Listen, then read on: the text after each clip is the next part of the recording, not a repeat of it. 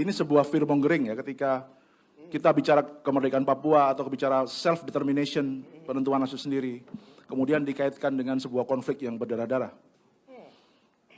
Saya pikir, walaupun itu terjadi betul, saya pikir itu sangat politically made, sangat man-made.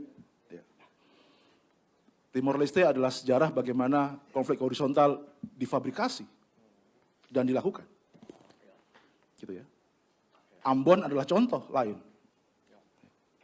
Jadi Bung Budiman tahu betul bahwa itu semua tidak terjadi seperti fenomena invisible hand. Itu ada paman Gepeto-nya. Jadi yang mau saya katakan adalah kalau pikiran ini terus-terus seolah kita menyerah dengan upaya itu. Karena itu harus diadili siapa yang bertanggung jawab mengerahkan milisi di Timor Leste supaya itu berhenti. Harus diadili siapa yang mengerahkan Pam Swakarsa tahun 98 supaya itu berhenti. Harus diadili siapa yang menjadi Pangdam ketika 27 Juli, bukan malah disuruh jadi gubernur dan didukung jadi gubernur oleh partainya. Karena logika ini bercampur dengan praktek impunitas, maka lahirlah logika seperti yang disampaikan Bung Budiman, walaupun dia mengatakan dia tidak on behalf partai, bahkan dia tidak ingin dikaitkan dengan Soekarno, semua premisnya bisa saya buktikan bahwa Soekarno dan partai. Nggak berbeda.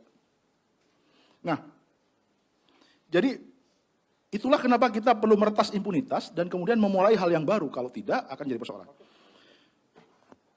Saya tidak perlu menjawab karena saya jawab $1, $1.000, $1 juta tidak akan yang percaya. Itu saya pikir ya sudah. Anda boleh percaya boleh tidak. Saya keliling Indonesia pakai tabungan. Ya, saya tidak minta teman saya yang jadi BUMN, komisaris BUMN. Jadi saya pikir ya itu saya tidak perlu tanggapi. Tapi yang saya mau katakan adalah lalu dan ini sekaligus pertanyaan buat Bung Budiman. Yang pertama adalah apa yang Anda bayangkan setelah apa yang Anda bayangkan akhir dari Papua? Ya. Semua orang sudah melakukan eksperimen. Otonomi khusus sudah 18 tahun umurnya. Pepera sudah 50 tahun. Kalau ditarik dari 62 sudah 18 tahun. 17 tahun atau 57 tahun kalau ditarik dari proklamasi, sudah banyak yang dicoba. Yang belum dicoba adalah pernah nggak kita bertanya kepada orang Papua apa yang kamu inginkan dan bagaimana sebaiknya kita menyelesaikan ini. Dan jangan sekali-kali berpikir bahwa penentuan nasib sendiri berarti harus selalu merdeka.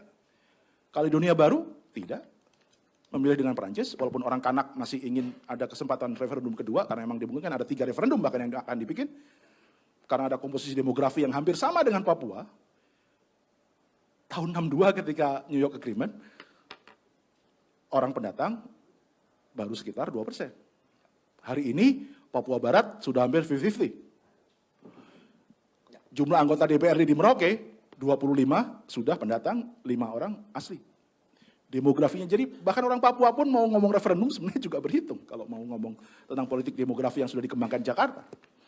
Bagaimana ceritanya tiba-tiba ada Jawa minoritas di Kerom, Jayapura, sampai Merauke. Kalau minoritas di Sorong, Fak-Fak, Kaimana, masih oke lah, itu sebuah migrasi alamiah, interaksi jalur rempah. Tapi tiba-tiba ada lompatan kata seperti MacArthur sampai di Kerom, sampai di Jayapura, sampai di Merauke ada dominan orang Jawa, dari mana ceritanya kalau bukan politik transmigrasi seperti yang dilakukan Israel di wilayah-wilayah Palestina. Jadi bagi saya, apa Bung yang Anda bayangkan sebagai solusi yang civilized kalau Anda merasa sebagai seorang pasifik dan anti kekerasan dan bahkan Anda mengatakan tadi, saya nggak sanggup menanggungnya. It's already happened, Bung. 10.000 orang sudah mati dalam laporan Komnas HAM sejak 63 hingga 98. Terima kasih. Thank you, Dandi. Thank you, Dandi.